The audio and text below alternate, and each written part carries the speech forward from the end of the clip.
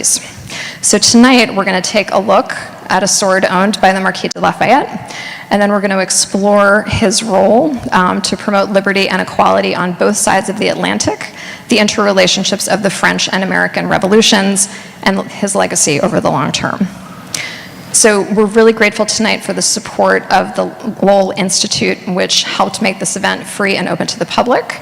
We're also grateful for the co-sponsorship of the American Friends of Lafayette and the Massachusetts Lafayette Society, who are generously helping to promote this event, which we're really grateful for. And we also want to invite all of you, if you haven't already, to consider becoming members of Revolutionary Spaces. You will be in very good company if you join, and Ben and Andy, who are from our development team, and they're over there, are more than happy to talk with you about membership. So with that, all those preliminaries, I'm going to sit down and I'm going to introduce our two amazing speakers tonight. All right. Probably the man who needs no introduction here is Mike Duncan, who many of you know. He is one of the most popular podcasters, history podcasters in the world, and the author of not one, but two best-selling New York Times books, The Storm Before the Storm, The Beginning of the End of the Roman Republic, and more recently, The Hero of Two Worlds, The Marquis de Lafayette in the Age of Revolution. His award-winning series, The History of Rome, remains a legendary landmark in the history of podcasting. Mike's Revolution series ran for 10 seasons over 9 years before ending in 2022 and covered great political revolutions that have shaped the course of modern history, including the American, French, and Russian revolutions. And we also have the wonderful Lori Erickson Fidler, and we're honored to have her as our Associate Director of Collections at Revolutionary Spaces. She manages the object collection and archives, oversees collections care, planning, and documentation. Before coming to Revolutionary Spaces, Lori held positions as a curator and collections manager, in addition to working as a museum collections and exhibit consultant. She has a Bachelor of Arts and a Master of Science in Anthropology with a focus on archaeology and museum studies. So with that, I'd like to welcome both of you. Thank you so much for coming tonight. Thank you so much for having me.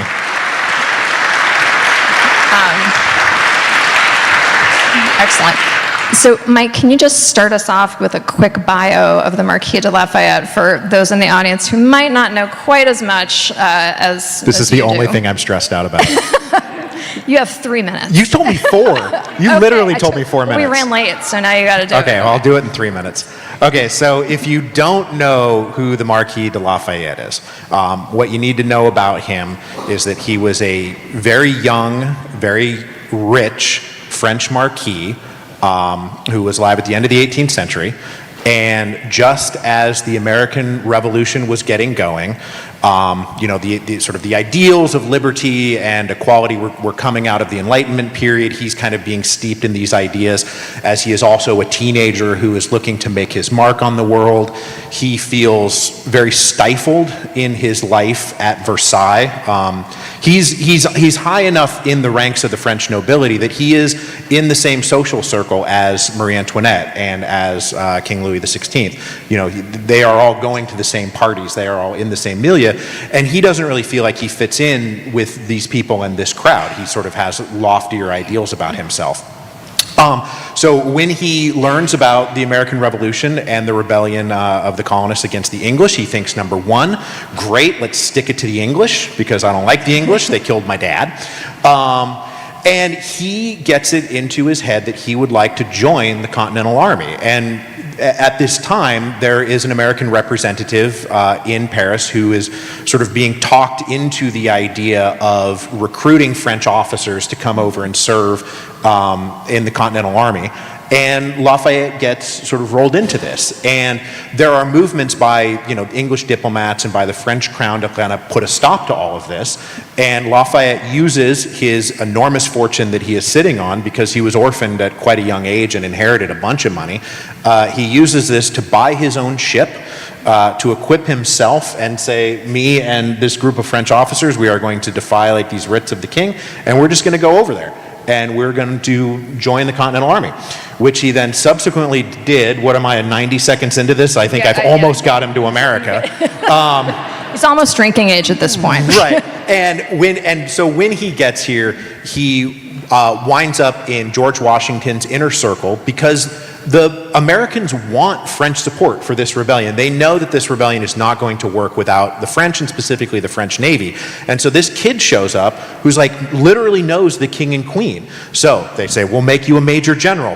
He should not have been a major general at 19. He barely had any experience whatsoever. But they make him a major general, and Washington's like, all right, fine, I'll take this kid on.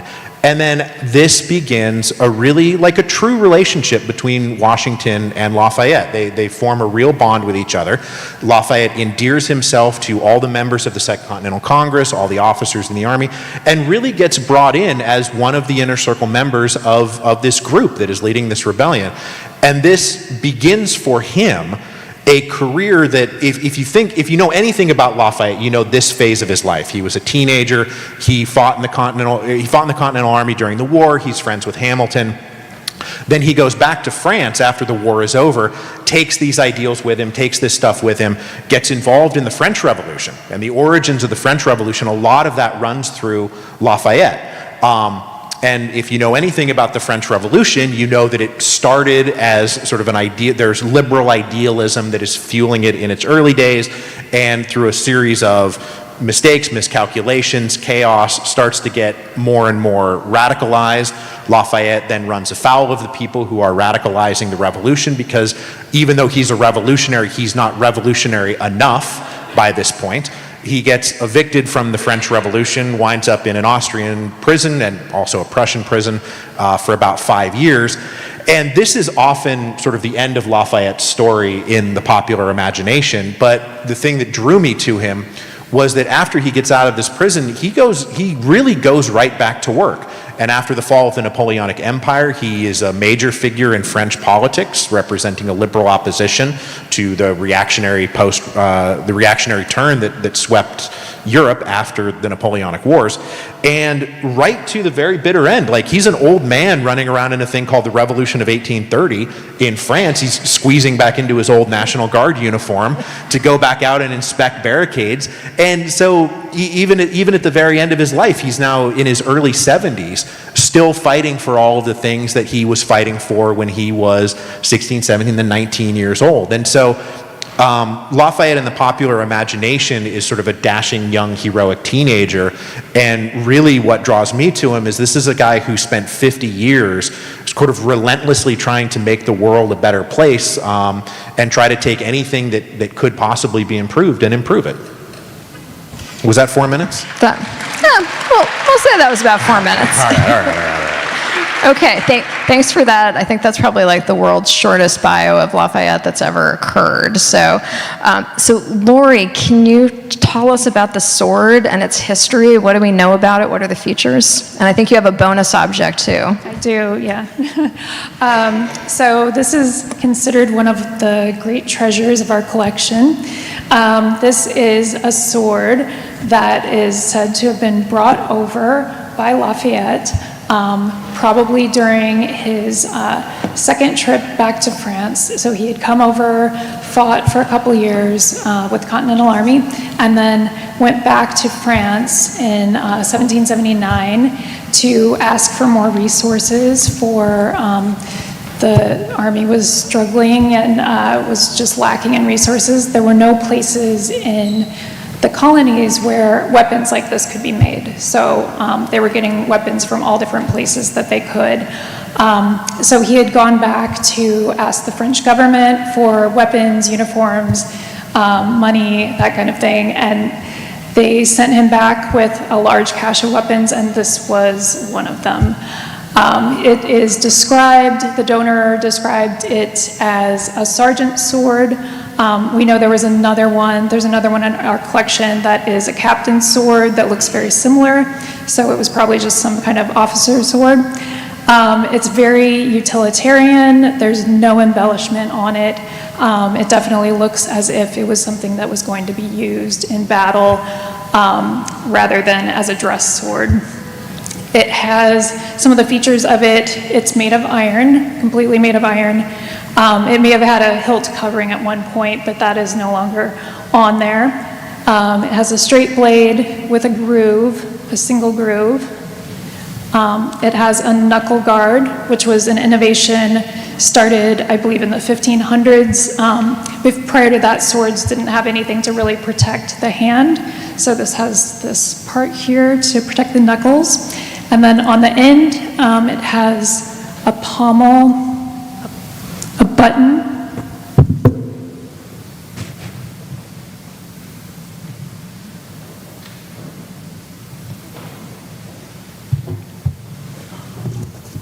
So that's a feature called the button pommel.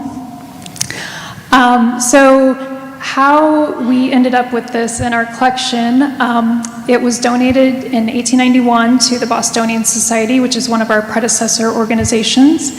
And it was donated by a man named Louis Rondel, who was French. He had studied with the French Military Academy. He learned fencing, and then he moved to New York and was teaching fencing at the Knickerbocker Athletic Club. He stayed there for a couple of years, and then he moved to Boston, and he taught for many years at the Boston Athletic Association as a master fencer. He also wrote a book, and the book was called Foil and Saber, A Grammar of Fencing and Detailed Lessons for Professor and Pupil. That was written in 1892, and my understanding is it's still in use today, that it's still used as a reference manual. We don't really have any information about how he obtained the sword or what happened between the time of the Revolutionary War and him donating it, but it makes sense that a French fencing master might have a collection of swords, and I'm sure he came about it in some way like that. So, yeah, I also had this, as I mentioned, the bonus object, which is a glove from 1825. This is a glove featuring an image of Lafayette printed on it, and it's a lady's glove.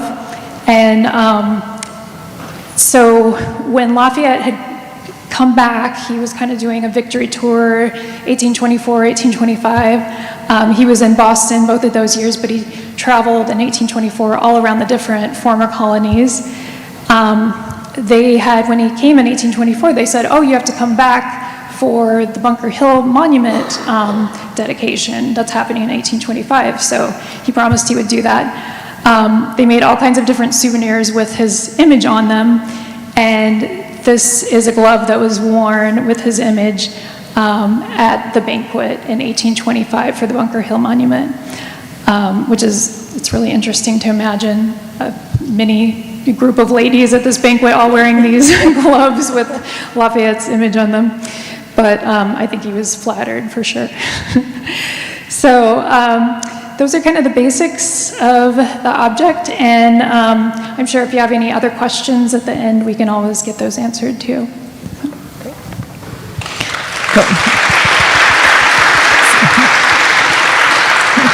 So amazing.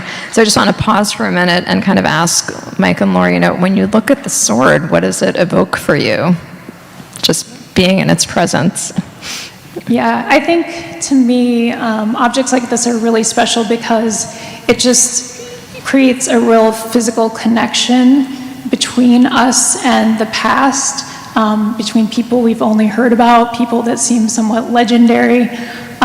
It's a real strong physical connection, and like a bridge, it kind of creates a bridge to the past. I also think it can provide a lot of understanding of what people's lives were like back then. We think that things were so different, but I know that there were many commonalities between the ways that we lived, and even recognizing some of the same sorts of technology. We have many of the same sorts of technology now, maybe slightly different forms, but it's all connections that really connect us to the past and create some of those bridges. Yeah, and for me, it's the direct connectedness more than anything else. That when we work in history or we talk about history, we are often reading books, or we are reading primary sources, or we are telling each other things about things, and a lot of this is just ideas, right? It's all sort of ephemeral in a way. Like, these ideas are important, but we're imagining things in our head, and a lot of history can be kind of a telephone game where, this source and then this source and then this source, and it's not entirely clear. I work a lot in Roman history, where it's a lot of speculation and guessing about who was where and who did what when. If you have a sword like this, or something that somebody owned that they touch, there is a literal direct connection between that sword and Lafayette, who we're talking about. He held that sword in his hand, and that is a one-to-one thing, and it exists physically in the physical world instead of just merely in our sort of mental world. Most of history lives inside of a mental space, and so to get these things that live inside the physical space and being in a place like this, I did listener tours both for the History of Rome and for Revolutions, where we would go to places. You go to the Forum in Rome, and it's a bunch of stones laying around. There's not a lot there if you go there, but if you think to yourself, what is important is this is where it happened, or this is something that was held by somebody directly, then I think that is a moving and powerful thing, and a vital part of understanding history. Great, thanks. So, you talked a little bit about what Lafayette's original motivations were for joining the American Revolution. Could you kind of speak a little bit to his key contributions to the war effort? And I'm also interested to hear, why were the leaders of the revolution so taken with him? Right. There's a great set of letters from George Washington right before Lafayette shows up, where he is complaining about French officers who will not stop showing up in America and being like, "Hello, I am here to teach you how to run your war. Give me a bunch of money." And oh my God, another one of these guys. And so there was a certain degree of hostility, because you got to remember, these are a bunch of Anglo-Protestant farmers who have been enemies of French Catholics their entire life. And so to have all these sort of French officers coming over, most of them rubbed the Continentals the wrong way, both in the Congress and in the army. And so when Lafayette shows up with his group, they were treated exactly the same way. When they arrive in Philadelphia, they effectively have the door slammed in their face. They said, "We don't actually want you here." And they're like, "We got these letters from Silas Deane," and they're like, "Oh, we'll get to him, right? He keeps sending these people, and don't worry, we're gonna impeach him, and we're gonna charge him with things." But when Lafayette comes, Lafayette is different. And Lafayette is different for a couple of key reasons. I think the most important is that, being as rich as he was, he said, "I'm not here for money. I'm not here because I'm a mercenary. I'm not here to make a fortune. I am here because I believe that this is a place that I should be, and this is something I should do. And so I will pay my own way." This definitely perks their ears up, because they are broke and they can't pay anybody anything. They're like, "Well, this guy's going to pay for things. This is great." Lafayette actually also took the time to learn English, which, at the time, French was literally the lingua franca, at least according to the French, where if you were educated, of course you spoke French. So you get these French officers who would arrive, and they would just start speaking French to everybody. And this is one of Washington's complaints, that these guys don't understand that nobody here speaks French. So Lafayette took the time to learn English, which endeared him.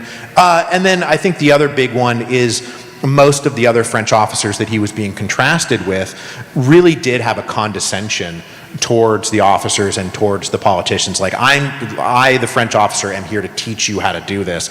And there's the very, famous line from Lafayette, when George Washington is showing him around the army for the first time, and Washington's kind of sheepish and is like, "I'm sure this isn't, what you're used to back in Europe." And Lafayette said, "I am here to learn, not to teach." And that perks I think that's probably what perked George Washington's ears the first couple of times. And also, they didn't have to pay him. So that's really important. Great. So Lafayette was definitely really beloved here, but I hear he was a little less beloved in France. So could you talk to us a bit about the kind of differences between the French and the American revolutions, and why Lafayette was a much more complicated figure in France? Yeah, I mean, we in America love him, because he is this young, dashing hero who's, Washington's surrogate son or good friend. But also, Lafayette kind of had a run of nonstop success, right? He makes this crazy decision to buy this boat, go across the Atlantic, do all these things. in the salons of Versailles, he's being made fun of. You know, they're like, there he goes. This is never going to work for him. Like we know he's going to bumble this away, but he did a great job over here. He showed courage in battle. He showed moral courage. He showed physical courage. He was a great comrade to have. He was a great friend to have. So sort of his story in the American Revolution is one of unbroken success. When he goes back to France, you know, he's beloved in France. He's one of the most famous people in France at this time. This is where he gets the moniker, you know, the hero of two worlds. But the French Revolution just turns out to be much, much more complicated. It's bigger, it's affecting more people, there are greater issues at stake, there's more people involved, there are more radical ideas on both sides, because, you know, you're not sort of trying to hew between, you know, light Republican, you know, do we want to stay loyal to Parliament or do we want to like be our own thing? This is very different from we want to create an egalitarian republic or a traditional Catholic monarchy. Like the scope of available options in France are huge. And I think that the job that Lafayette winds up with during the Revolution, which is in particular, if you don't know, he becomes the head of the National Guard, which is a citizen militia that is meant to replace the sort of the policing and defensive functions of the army, so that you don't have the king's armed forces, you know, in charge of things anymore. You actually have citizen militias now. And Lafayette has been tasked with keeping order in revolutionary Paris. I'm not really sure there's anybody who could have done that job, and I mean this sincerely. That is a very, very tough job. How do you balance order and liberty and not make somebody mad? And he made enough people mad during this period that he gets kicked out of the revolution, as many of his sort of liberal noble brethren do as the revolution radicalizes. So he gets booted, and then as we go forward, like if you say, people today in America, if you know Lafayette, you have good feelings for him. I lived in France for 3 years, and when I would talk to people about writing this book, they would either say, who is Lafayette? Or they would say, oh, Lafayette, the bumbler, you know, the idiot, the guy who kept, you know, messing things up.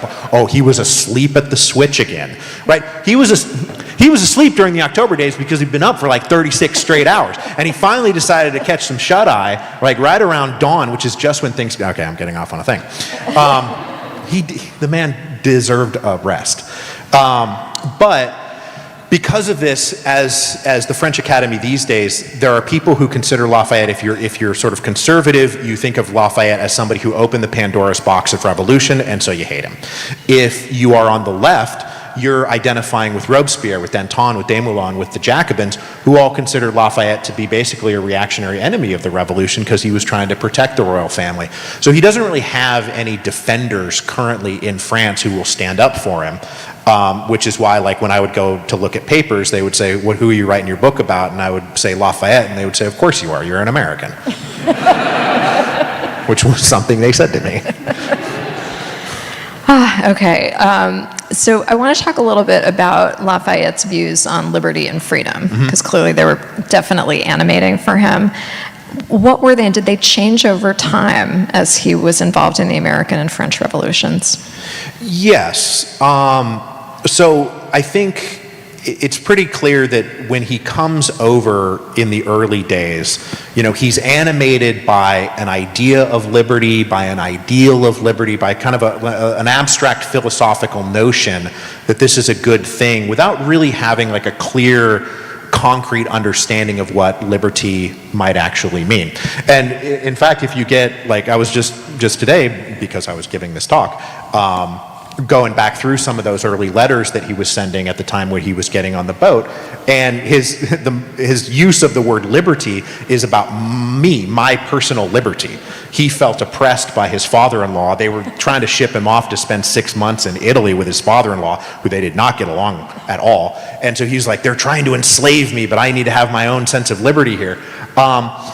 But when he gets to the United States, now he's going through it, and he starts to develop sort of a political idea of what liberty is, which is, you know, having self-determination as a people. You know, there are these certain rights, freedom of speech and freedom of the press, that are worth fighting for.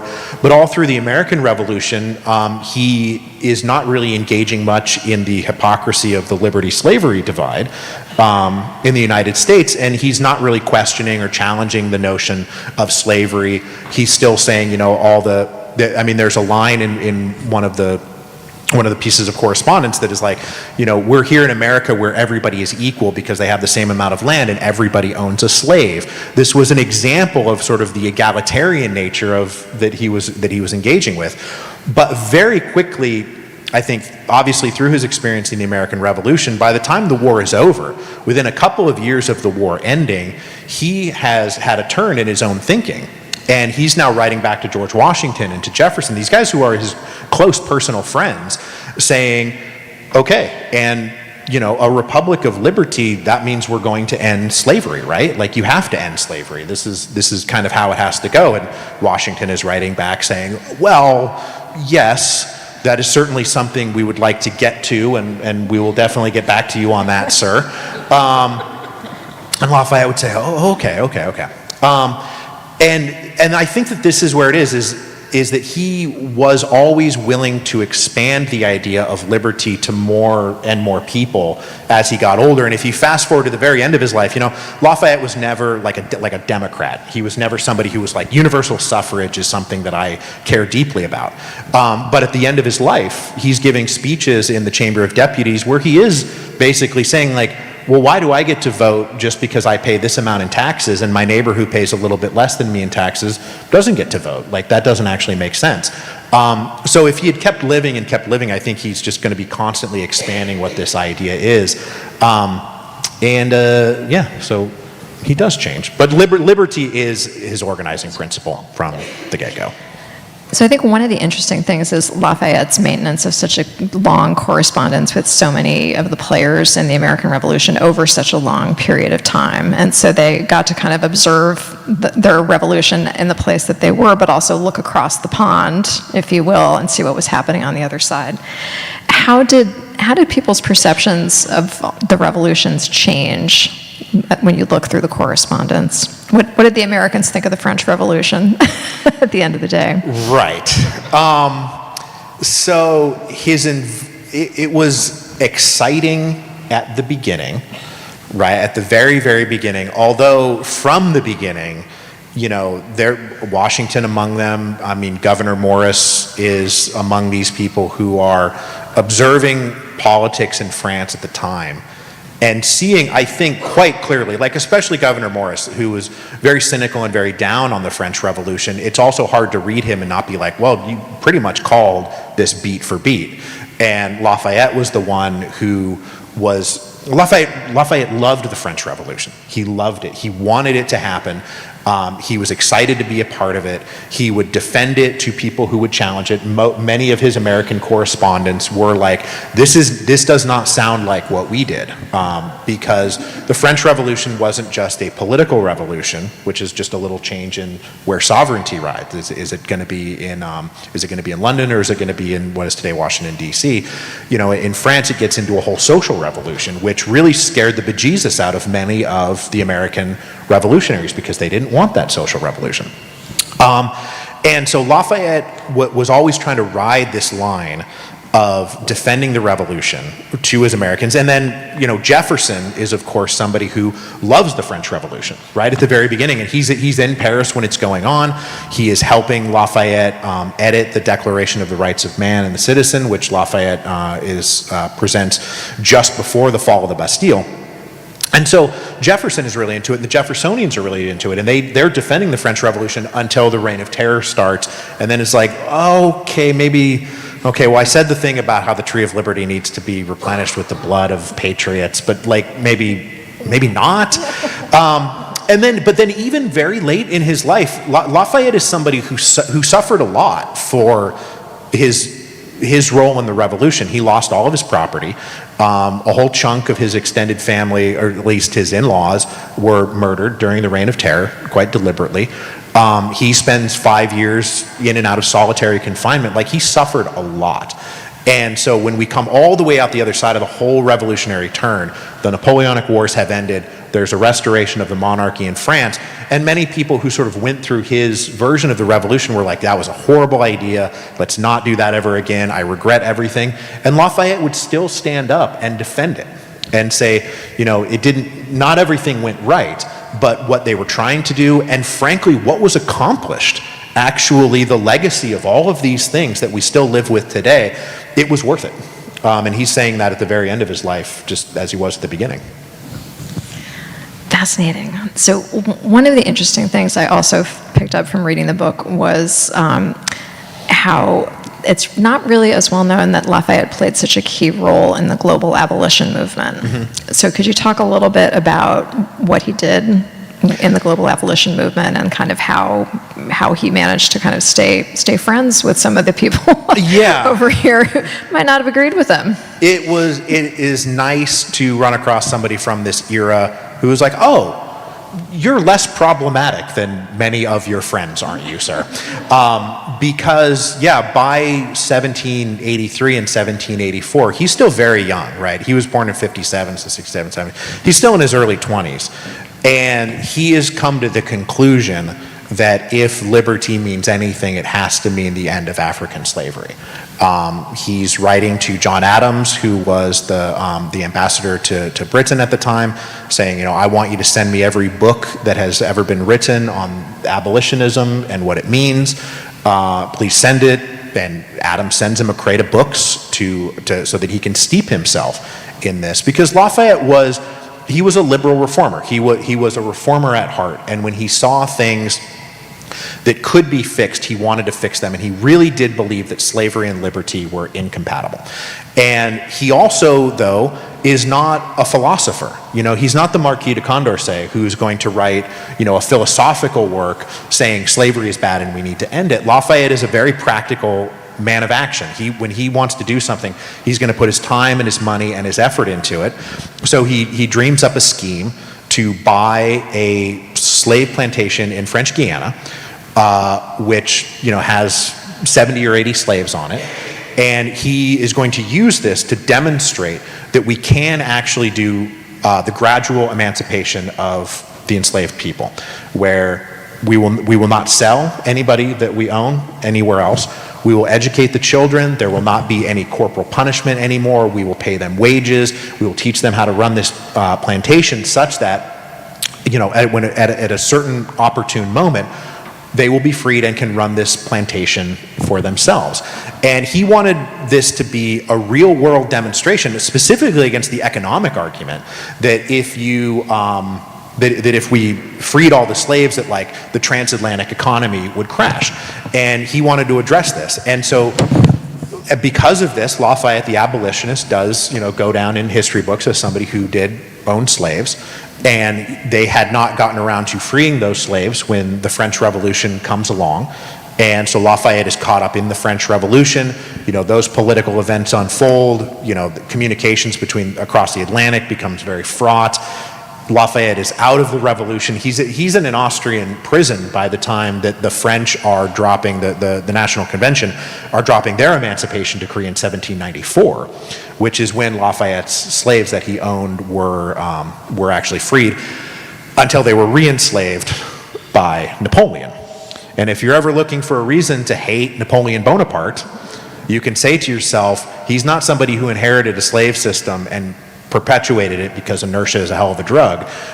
He's somebody who took a society that had abolished slavery and re-enslaved people, which is a black mark against Bonaparte, if you ask me.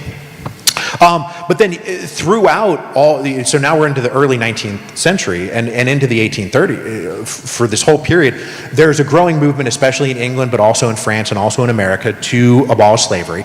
And Lafayette was always willing to lend his name, his money, his reputation. He wanted to be known as somebody who was an abolitionist. And in the collected correspondence that his family produced after his death, the very last letter in there, where he's saying, I meant to be giving a speech in the Chamber of Deputies, but I got this cold, I can't shake it, and so I'm kind of bedridden.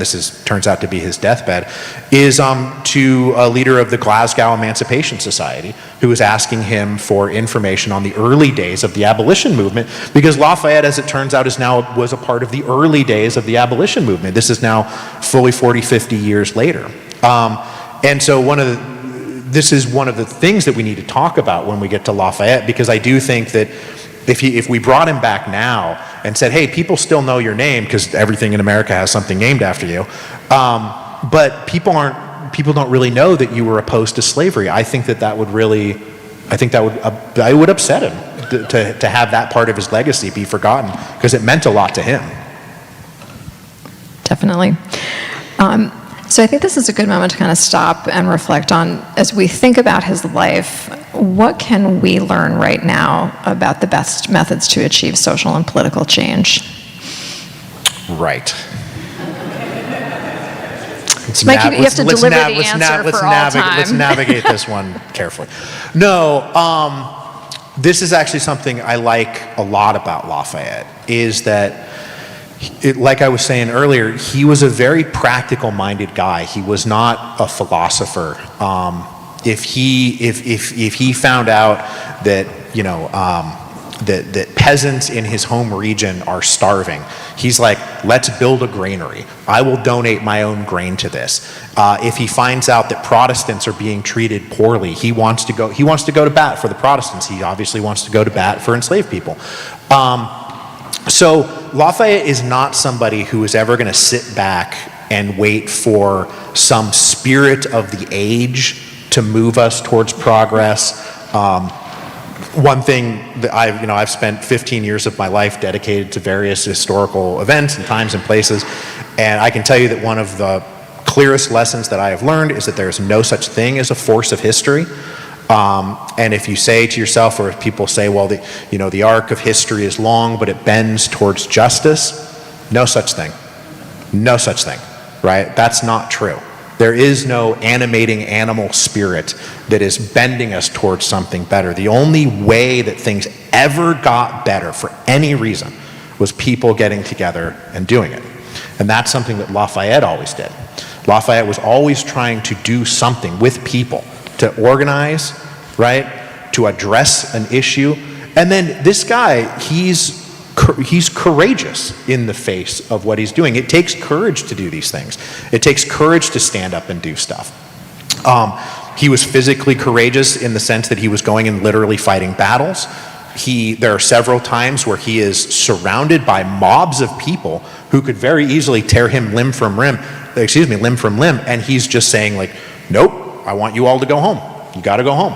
Like, this takes real courage. And so it's about stepping forward bravely into the world, organizing, and doing things that you want to see done. Because if you just sit back and wait for the forces to work, or assume, frankly, because Lafayette also went through this. Lafayette went through the whole turn of the revolution, right? From this thing hasn't even started yet, to this thing is over 25 years later, and we are now in a reactionary period, and there have been major setbacks. People are demoralized. You often feel like, okay, we made a few gains, but like everything else has been rolled back. So what does he do? I mean, he just goes right back to work. Okay, well, here's where we are now. Here's where I'm still trying to get to, and I'm going to pick the baton back up and keep going. So those setbacks, there's a resiliency to Lafayette that I think is quite admirable. So did I get them all? His resiliency, his courage. You got to do. We have to do things, right? You got to do it. We have to. There's literally you just do it. You have to do it. Excellent. Okay, so as Lori mentioned, Lafayette came back for a visit in 1824 to 1825, and so the U.S. is commemorating that visit in lots of different ways, and we're going to hear from our friends at the Lafayette Society shortly. But can you tell us a little bit about his triumphal barnstorming tour around the country and sort of what it meant for the U.S. at that time? Yeah, so Lafayette comes back he accepts an invitation from President Monroe to like celebrate the 50th anniversary of the American Revolution. And at this point, he's the last surviving major general of the Continental Army, because he was 19 when they gave him that commission, right? He's the only one left because he was so young when he got the commission that he's still around. And so this is a period, like, there's a couple things to say about this, but by the time you get into the 1820s, right, you're dealing with full adults who are living as full adults in the world, didn't experience the American Revolution, or they were little kids when it was happening. The founding generation has kind of gone away. And so this new American Republic, you're transitioning from the founding generation, the Virginia dynasty, especially in the presidency, who of course are going to hold this United States together because they made it, they did it. And as they're passing the baton to this next generation, like, is this thing, the United States, actually going to be able to hang together? And it wasn't clear that it was. The 1824 presidential election was famously and remains one of the most contentious elections in American history. It was a four-way race. Shout out William Crawford, you were technically in it too, sir. But between Andrew Jackson and John Quincy Adams and Henry Clay is in this, and there was a lot of fractiousness inside of the United States. There was battles between North and South. There was battles between East and West that we often don't talk about, like the Western states and the Western groups versus the Eastern groups. And Lafayette arrives in the middle of this, and he is sort of the rolling brand of this is that he is the nation's guest, the guest of the nation. So everybody in America is going to welcome this figure, this unifying figure who they love. And as he goes from town to town, wherever he goes, everybody has to come. Every elected official has to be there. Every notable has to be there. If you're at all involved in the social or political life of the United States, you've got to be there when Lafayette shows up. And so this means that all of these people who, and that there's a good line that, like, these people who the day before are ready to stab each other to death, and the day after wanted to stab each other to death. On the day that Lafayette was there, they all toasted to Lafayette, to the United States, to the nation. And so he did play, I think, at kind of a critical moment, a unifying role. And then not only that, not just politically, but one of the things that I find actually most interesting about Lafayette is that when he decides to go on this extended tour, he was just going to come for a little while. And then when the people at Bunker Hill said, hey, will you be around next year for this? He's like, oh yeah, sure. And also he had literally just been involved in a failed coup d'etat back in France. And so he was kind of cooling his heels a little bit. And so he was like, yeah, I'll hang out. We'll do all 24 states. But this takes him and the idea of the United States and a connection to the American Revolutionary period to places that are only recently a part of the United States, to Louisiana and New Orleans, up the Mississippi River to St. Louis, to Indiana, to Illinois. And those places, those rural hamlets, those frontier places, Lafayette is the one who is there sort of representing the founding generation and the founding ideal. And because of this tour and other, during the American Revolution, he was all the way up in Albany, all the way down to Virginia. He was all over the place. Lafayette saw more of the United States than almost any of the other founding generation. More than Adams, more than Washington. They didn't make it out that far west. He went north, he went south, he went to rich places, he went to poor places, he was in cities, he was in towns, hamlets, whatever. He was there. And so Lafayette himself, I think, had a more of a understanding and connection of the United States than even many prominent Americans did. So we do have a hometown crowd here in Boston. So can you tell us a little bit about Lafayette's visit here in Boston? What did he do when he came to town? Lori also already mentioned there was a banquet, but I'm sure there was a lot more. Right. Well, it's a lot of the same stuff. There was a real, especially during the tour, there was a set stage to thing where the governor would come, the mayor would come. He had this light infantry that he ran during the war at Washington's behest, where veterans of that are coming out, and wherever he goes, he's going to meet veterans. Did we establish that he was here? I think we established that he was both. He took after the tour, the triumphal procession went through. It looks like from the diary he stopped by here, and he also stopped by. Yeah, we got him into this room. We got him in. He was in the house. He was in the house. He wandered around here. And then, so he was initially his reason for staying so long was because of the Boston connection, and when he is invited, come back here, next spring, and we're going to do this dedication. He says, okay, I will be there. And then, probably the strongest connection between him and Boston, even though he was not at Bunker Hill, even though he didn't fight at Bunker Hill, is that his grave back in France at the Picpus Cemetery, they laid soil from Bunker Hill over his grave, and that is what he rests under to this very day. That is powerful. Yeah. That is powerful. So I wanted to conclude with a couple questions. So one is, how is Lafayette remembered today in the U.S.? Do you think you've kind of already spoken to how he's remembered in France today, but how do you think we remember him currently? I think we remember him currently as David Diggs from the musical Hamilton. God bless that, man. He knocked it out of the park.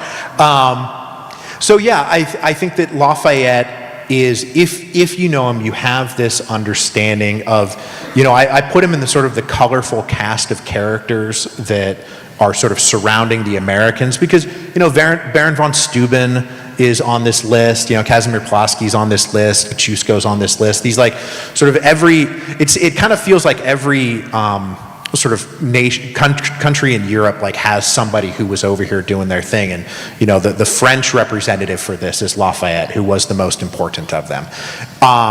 Everybody knows the name Lafayette because everything is named after Lafayette, which is a result largely of the tour. Because every place he would went, they're like, hey, we're naming a park after you, we're naming a city after you, we're naming a school after you. And even though he only circuited the spots sort of east of the Mississippi, as Americans go west, we carry with us our naming conventions. And so, I grew up out on the West Coast in Washington. There's stuff named after Lafayette in Washington. So he is remembered very positively here.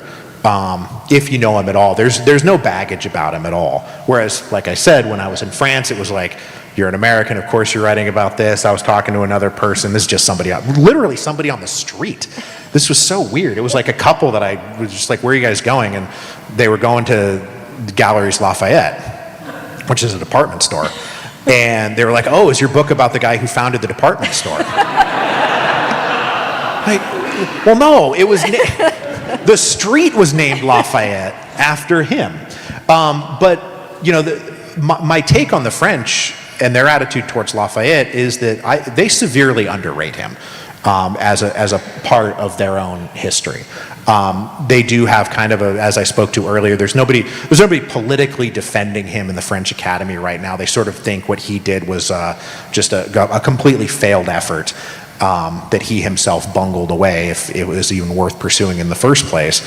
But when he died, right, when he dies in 1834 and he has this funeral, the streets are packed with people. Like, the fact of his death was an important thing.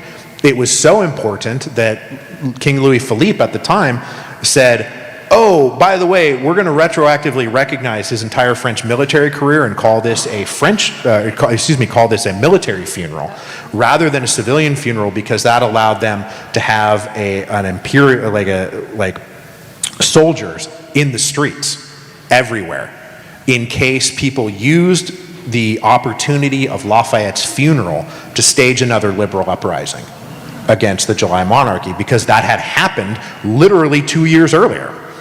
There was a failed revolt in 1832 that was because of a liberal general had died, and that revolt broke out literally at Lafayette's feet, because he was meant to be giving one of these pieces of oratory, and that's when and where that revolt got going. And so the idea that Lafayette was an unimportant figure in his lifetime in France is not true, and the French need to get with the program. To be honest. Okay, and one last question before we throw it open for Q&A. Yes. What part of Lafayette's legacy do you feel like we've forgotten about and we need to remember more at this current time?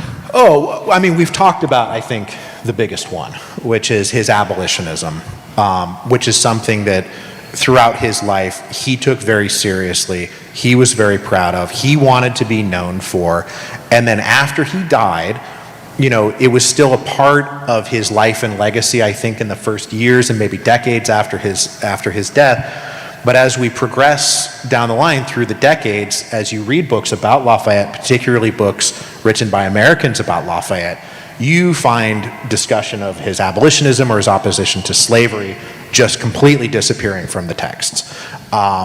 Because it's not something that comports to a very comfortable resting place that I think a lot of Americans have and had about the American Revolution and its relationship to slavery, which is that it was very unfortunate. These were flawed people, but look, it was the institution as it stood at the time. Nobody, everybody wanted it to change, but nobody was really like pushing for it. It's like there weren't any, like, sort of the idea is that there aren't any dissenting voices really strongly. And I think that Lafayette's vocal abolitionism complicates that narrative quite a bit. And so it falls off quite a bit. It also, not to put a plug in for Dickinson in Boston, but Dickinson's abolitionism gets kind of run off the page too. So I think that's the biggest one. And then also, one of the things that excited me the most about him is that even going into writing the podcasts, what I knew about Lafayette was, adventurous young man in the American Revolution, great fun, great to have him around, following around Washington like a puppy dog, great stuff. Then he goes to the French Revolution, and he's a major figure in the French Revolution. This is fascinating, but yeah, by 1793, it's kind of over for him. And the next thing that happens is this big return tour, right? Where like nobody's heard hide nor hair of him in decades, and this is kind of like his last hurrah.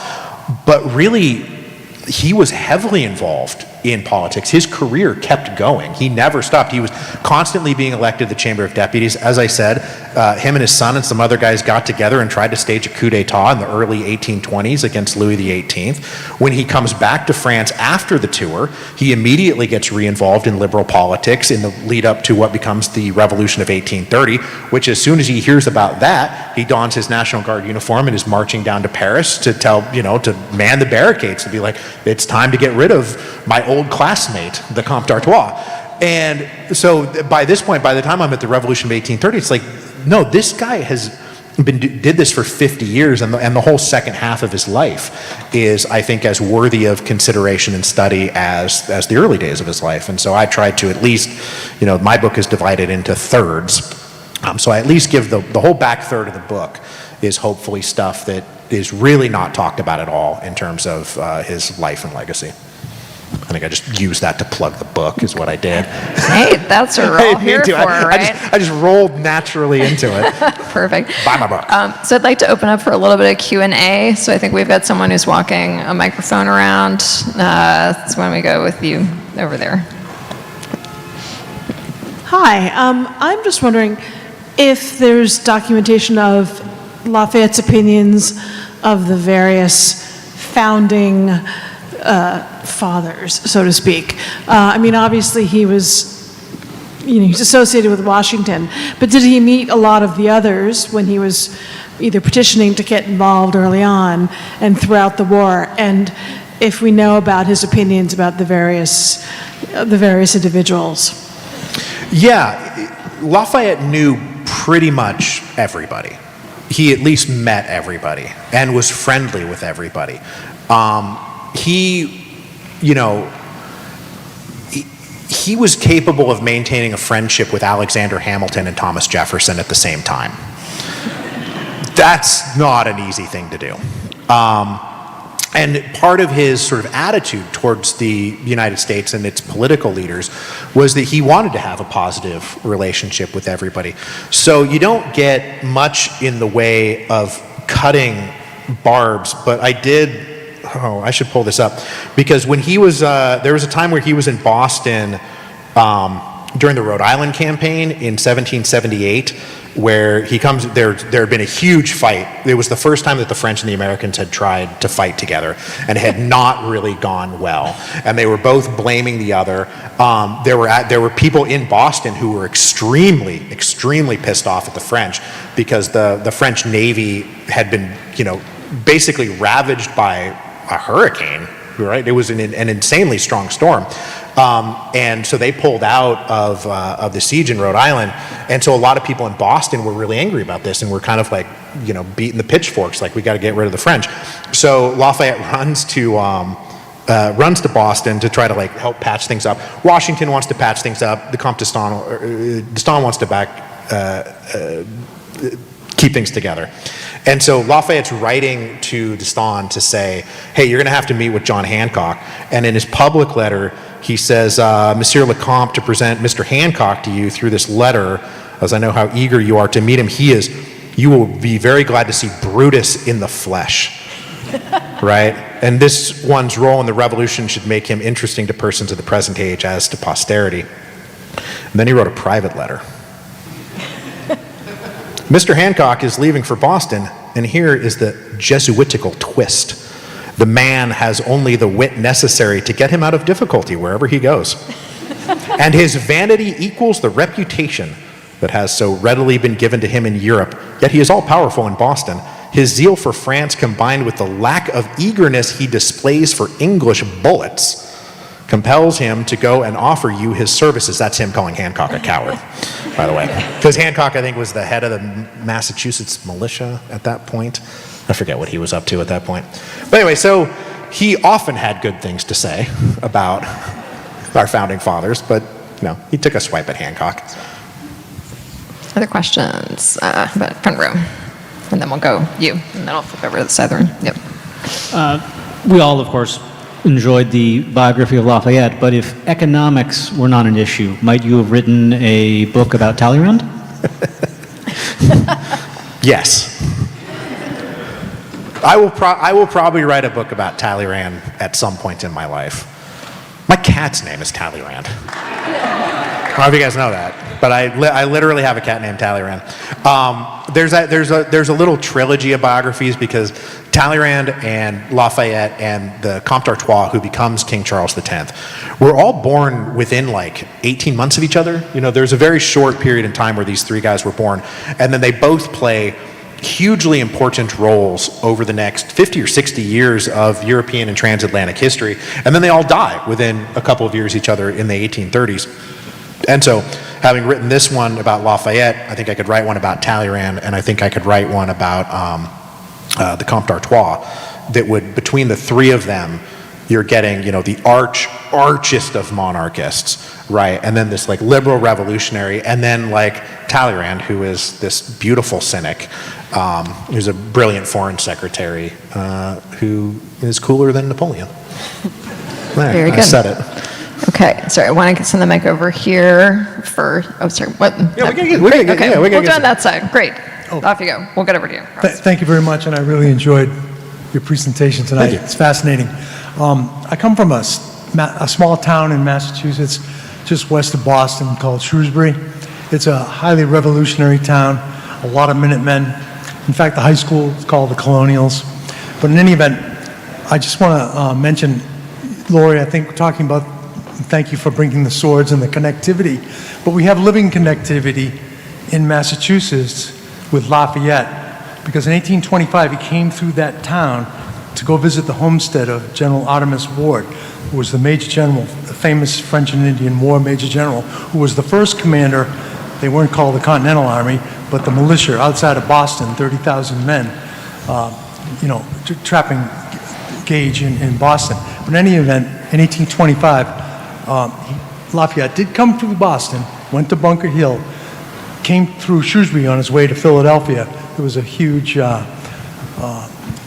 testimonial to him, and they planted this oak tree in front of General Artemus Ward's homestead. It's run by Harvard University right now. It's beautifully maintained. It's a great place to go visit. But that tree now is huge, almost greater than this building. Unfortunately, it's sick. I think they're going to have a hard time maintaining it, but you can still live it and see it today. It's a living testimonial of that procession through the country. Thank you. Very cool. Thank you. That was a great story. Okay, sorry. I made a promise to have this gentleman speak, and then I'm going to go over here. Second row. Thanks. Yes, right there. Hi, Mike, big fan. I was wondering if Lafayette was a student of history and if you looked up to someone like Oliver Cromwell or someone similar to that. Yeah, I mean, so Lafayette is not, an academic. He's not a great man of letters in that same way. He was very fluent in, especially, I mean, this is like, the English Revolution was like recent history to these guys. And Lafayette was occasionally accused of being an Oliver Cromwell. that everything that he was trying to do, like the Fête de la Fédération in 1790, where he's gathering the National Guard around him, and like he's center stage. The king and queen are over here, the National Assembly is over here, and right here in the middle with the sun shining down like through the breaks in the clouds is Lafayette. And so the awareness of Cromwell was out there, that he was well versed, but he read extensively. Like he was well aware of all of this stuff and sort of like where they were trying to fit themselves into this mode. Along with every other French kid who was raised, in the educational system at the time, learning, if you're learning Greek and Latin, you're learning the classics, right? So they're reading all of these guys, and there are great quotes from Desmoulins and from a couple other guys. Like, it was insane. They were teaching us how to be Republicans in the archest of arch monarchies. We're all being told that Athenian democracy and Roman republicanism is like the best thing you can possibly be. But one of the things that I think is kind of neat about Lafayette is that there's a lot to be said for the French revolutionaries cosplaying the Roman Republic. You see it everywhere. Like neoclassicalism is the rage. They're signing, I'm Gracchus, I'm the Gracchi, I'm Cato, I'm Brutus. These are the names that they're using. And there's a bit in one of Lafayette's, I think in one of his memoirs, where he's saying, he was from this place called Auvergne, which is the home territory of an old Gallic group called the Arverni, who produced Vercingetorix, who was the last great leader of the Gauls. The Battle of Alesia, when Julius Caesar completes the conquest of Gaul, is against Vercingetorix. And so Lafayette is saying at a certain point, like, I would rather be Vercingetorix than even the Romans. And he was specifically comparing himself to like Clovis, who's like a later possible founder of the French monarchy. But he really identified with that tradition where the liberty was not just sort of the civic liberty of the Roman Republic, but liberty in the sense of having your own direction, not being controlled by anybody. That's informed by history, and that's informed by his knowledge of history. Great, okay.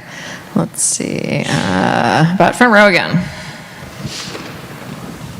My question is John Adams and John Hancock, both Bostonians, sons of preachers, probably pretty anti-papist, and then we get into the second administration of John Adams, or the first administration of John Adams, the second administration of the country, and what role is Lafayette playing, and is he able to play, as we're sort of trying to decide whether we're allies with the British or the French, or... Lafayette was trying to survive in a prison. Okay. Yeah. So he's not writing letters at that time, or playing a role? No. The later 1790s, he's in prison, basically 1793 to 1797. And even when he gets out, he's promised his wife, I'm done with politics. Which is a promise that he kept to her until she died, and then he got back to work. But yeah, he was trying not to die of like a myriad problems in a dank ass dungeon.